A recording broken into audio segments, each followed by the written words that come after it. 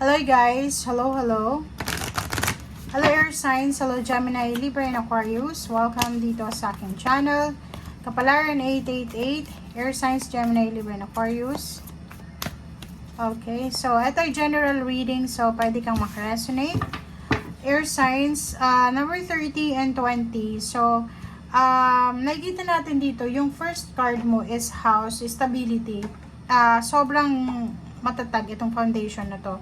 So, may posibleng magse-celebrate ng wedding anniversaries, may magpapakasal sa West, or sa pare, or pwedeng sa munisipyo, sa mayor, or pwedeng meron ditong pinaglalaban ka na rights, or yun, will para sa ari-arian, or sa pera. So, isang couple din ang posibleng magdedesisyon sila na maghiwalay, parang gano'n. And yung iba naman is parang magsisimula pa lang yung relationship ng couple na to. Okay.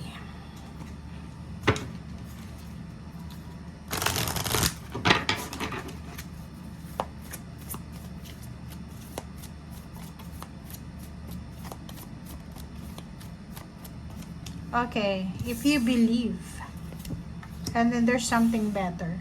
So, sinasabi dyan sa'yo ng barahan natin na kung naniniwala ka daw, there's something better talaga na darating sa'yo. May darating talaga. So, ibig sabihin yan, yung faith mo.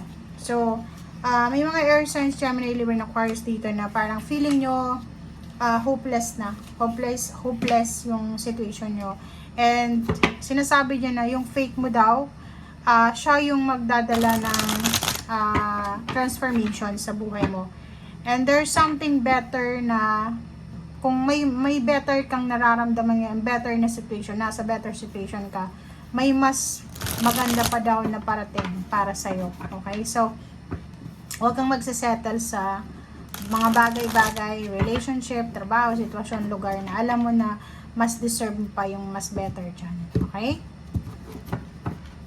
Like relationship, diba?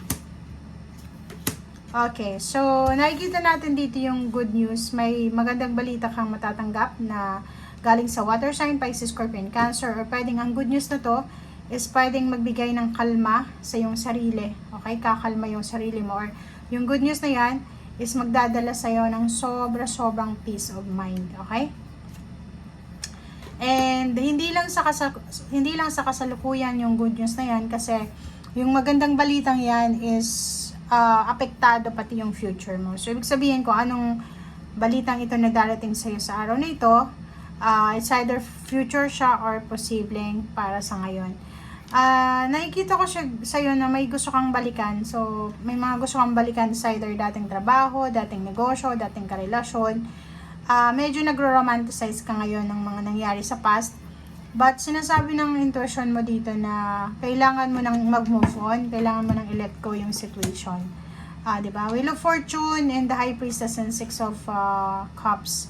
Nagsasabi sa'yo, dapat maging excited ka sa kung ano yung darating. Okay? Huwag ka nang nakatingin, kasi may iba sa inyo na nakatingin kayo sa past. Yung past is parang feeling nyo, yun yung pinaka importante sa'yo sa ngayon. And dito sinasabi na be patient, okay? Be patient. May temperance dito, so maraming dapat na parang ang tawag dito, marami kang dapat na ipagpasalamat, okay? Huwag kang masyadong aggressive lalo sa araw na ito. Sinasabi ng bara sa'yo na yung pagiging patient mo ay siya yung magdadala sa'yo ng new beginning. So parang yung Wheel of Fortune na to is sinasabi na parating na, on the way na yung changes, yung transformation sa'yo. Ang gagawin mo lang is konting tiyaga pa. Okay? Seven of Pentacles. Diba? Tingnan mo. So, yung iba sa'yo, sobrang medyo aggressive or medyo impulsive sila. Like yung naghihintay ng pera or pwedeng nagtrinabaho mo na, tapos delay yung sahod, yung payments. Parang nakikita natin na pagod ka na sa paghihintay, pagod ka na sa pagtatrabaho, but until now, wala pa rin. So, nandito yung Ten of Cups, sinasabi na on the way na siya. Yung emotional and financial prosperity mo is on the way na. So, ang gagawin mo sa ngayon is kailangan mo lang magkaroon ng pasensya, 'di ba? Mamuhay tayo ng mapasensya kasi pag masyado tayong aggressive, impulsive, gagawa talaga tayo ng desisyon, lalo na kung sobra na tayong pagod sa paghihintay na pwedeng pagsisihan natin sa bandang huli. Okay? Yung iba sa inyo, hindi makapag-desisyon kasi ang mahirap eh. Ayaw mong lumabas sa comfort zone mo, hindi ka makapag-desisyon kasi feeling mo magkakamali ka na naman or nagde-desisyon ka ng parang feeling mo mauulit na naman yung dati. So, sabi ng brasser dito, kailangan maging strong, maging courageous ka sa lahat ng mga actions or resolutions, answers na gagawin mo. And nakikita natin isang good news ang posibleng darating sa'yo kasi isang plano na matagal mo nang hindi itinutuloy, palaging hinahang, palaging pinagpapaliban na plano or kung ano man to, ang posibleng matutuloy na. Okay? Nakikita ko sa'yo dito na gusto mong proteksyonan yung pamilya mo, yung trabaho mo, yung pera mo, parang ganun. Kaso lang, hindi mo masyadong magawa kasi parang may restrictions. Yung restrictions na to is parang yung situation na maraming gusto kayong patunayan, marami kayong gustong proteksyonan, tulungan, pero ang problema is wala kayong pera, wala kayong resources, parang nasa stagnation, 'di ba? So, kung makikita mo dito, parang may gusto kang tulungan, gusto mong tulungan yung pamilya mo, gusto mong tulungan yung asawa mo, yung kung sino man itong nangangailangan ng tulong. Kaso, financial help yung kailangan niya.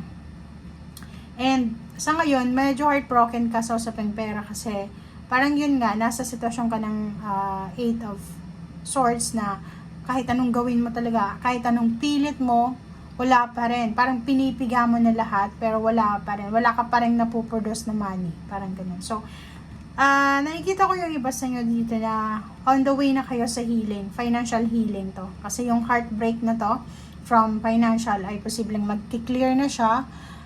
Magkakaroon na ng healing. And, nakikita ko sa'yo dito, yung mga dating imposible ay magiging posible. And, parang napakagaling mong mag-manage ng stress or ng problema sa pamilya kasi ang temperance na to is nakatabi siya sa Ace of Wands. So kahit mayroon kang problema, mayroon kang mga dinadamdam, mayroon kang iniisip, or mayroon kang concern sa buhay, nakangiti ka pa rin. Or parang nakikita natin na sobrang galing mo talaga mag-manage ng stress or kahit anong klase. Okay? Tingnan mo, pagod na pagod ka na. Diba? Parang pasan-pasan mo yung mundo. Ikaw yung breadwinner, ikaw yung taga-support sa family, emotional and financial. But still, nakangiti ka pa rin. But still, may hope ka pa rin na nararamdaman. Okay? So, thank you guys for watching. Bye!